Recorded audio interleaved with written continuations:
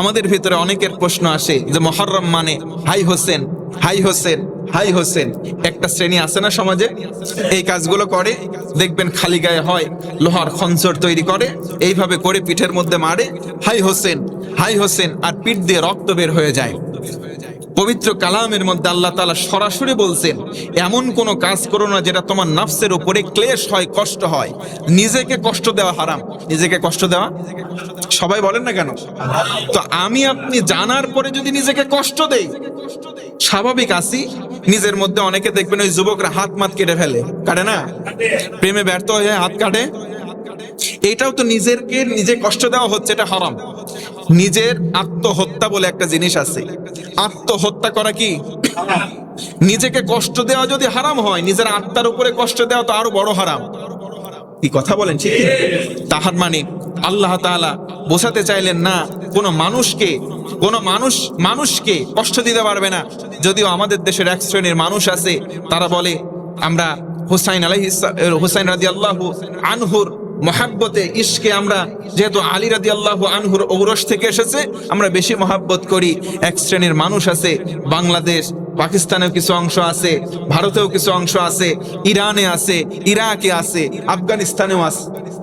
এক শ্রেণীর মানুষ, তারা হাই হোসেন, হাই হোসেন করে করে গায়ের রক্ত ফেলে দেয়। তাদের লেবাসের দিকে তাকাবেন, এটা আমার কথা নয়, বাস্তবতার নিরিখে বলছি। দেখবেন মিছিল বের হবে 10 তারিখে, তাদের লেবাসের দিকে তাকাবেন, অধিকাংশ লেবাসধারী মানুষের মুখের মধ্যে দাঁড়িয়ে নাই, রসুলের সুন্নতি নাই।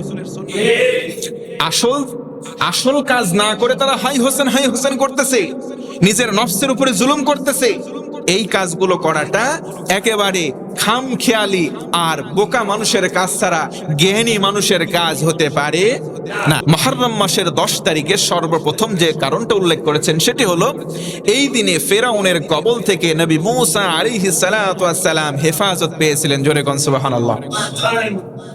তাহলে এই আশুরা নবী মূসার জামানায় চলে যান। তাহলে মূসার জামানা কোন সময়? তারপরে আরো 9টা কারণ আসবে, আমি বলবো।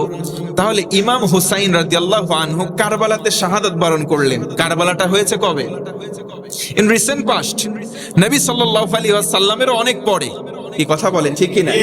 তাহলে মুসা নবী আলাইহিস সালাম এর যুগ থাকলো কত দূরে, আর কারবালায় হুসাইন রাদিয়াল্লাহু আনহু শহীদ হলেন।